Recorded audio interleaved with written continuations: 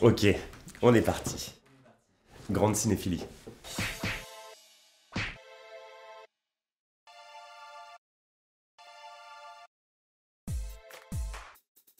Plutôt adolescent, mais 8 femmes.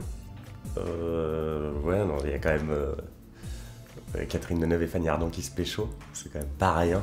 Je sais pas, je l'ai vu 1000 fois. Harry Potter, comme ça t'en as à 8, donc t'as le temps de te remettre lentement. Et puis on croit pas du tout aux histoires d'amour dans Harry Potter, donc en fait on sait que c'est autre chose. Mon pire souvenir de tournage, c'est sur Roubaix une Lumière. Il y a un moment, je fais une course-poursuite. Et en fait, le mec était hyper jeune, il était en basket, il était en jog et tout. Moi, j'avais 2 manteaux, un cabas, un gilet pare-balles. Et au bout de 8 prises, ils lui ont demandé de courir moins vite parce que j'arrivais jamais à le rattraper. Donc, au bout de la 8e prise, ils se sont quand même dit bon, on va lui demander de courir moins vite parce qu'en fait, Antoine n'y arrivera jamais. Ethan, c'est Emmanuel Béard dans Mission Impossible qui est sur le point de mourir et tout, en tout cas qui vient de se faire poignarder et qui dit juste Ethan et tout. Elle est trop stylée. Jurassic Park? Non, je sais pas, Laura Dern et tout, en mode Jurassic Park avant que les clôtures soient enlevées du courant électrique. Il y a Laura Dern. En fait, Juliette Binoche a failli faire le film et finalement elle tournait dans Bleu de Kieslowski et donc c'est Laura Dern qui la remplace. Voilà. Et alors il y en a 2, il y a Gary Oldman dans Le 5e élément, qui est génial, qui transpire un peu du sang là quand il est énervé. Et il y a un film qui s'appelle Magdalene Sisters avec des femmes qui sont, comme elles ont été enceintes très jeunes, etc., elles sont enfermées dans un couvent. Et t'as des bonnes sœurs, on est vraiment dans un système presque concentrationnaire, quoi, en tout cas dans l'idée. Et des bonnes sœurs qui les tondent et tout, enfin c'est hyper violent. Et c'est les personnages les plus violents que...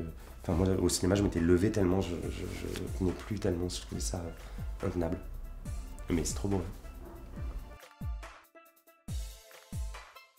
Je veux dire, comme un oiseau sur la branche, c'est vraiment un conseil que je ne recommande pas. C'est une énorme daube avec Goldie Hawn et Mel Gibson. Mais il y a un moment, il y a une course-poursuite dans un zoo, ce qui est absurde parce que les animaux sont en pseudo-liberté, mais qui donne lieu à une course-poursuite dans un zoo avec des lions, des tigres et tout ça, quoi. Je l'ai vu très petit et en fait, j'en avais le souvenir, je l'ai cherché pendant longtemps, j'ai demandé à plein de gens très cinéphiles cette scène du zoo que je mélangeais avec un autre film qui n'avait rien à voir sur l'occupation et tout. Et je l'ai retrouvé genre en 2010 et j'ai réalisé que c'était vraiment une bouse. Mais j'ai quand même acheté le DVD et je l'ai revu depuis. Non, alors je l'ai récupéré du coup maintenant. Je les mettrai sous mon oreiller, en mode plus jamais on sera séparés. Très simplement sur ma cheminée. En vrai, c'est assez beau.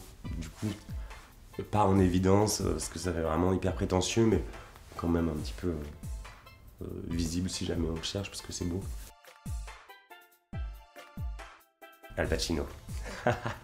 Non mais il y a un truc où, en fait on se rend pas compte, j'ai vu Serpico il y a pas si longtemps, et il a une voix trop chelou, hyper aiguë, c'est pas du tout le héros qu'on croit, enfin je veux dire c'est devenu un modèle de jeune premier, mais en vrai à la base c'est un mec un peu gauche quoi, et ça je trouve ça trop stylé. Le parrain, avec ce moment où Diane Keaton dit que c'était pas une fausse couche mais une abortion, et c'est ouf. Enfin, vraiment, il y a un niveau de jeu et tout, et c'est dément, donc c'est le parrain 2. Non, il faut interdire les salles sans popcorn, franchement.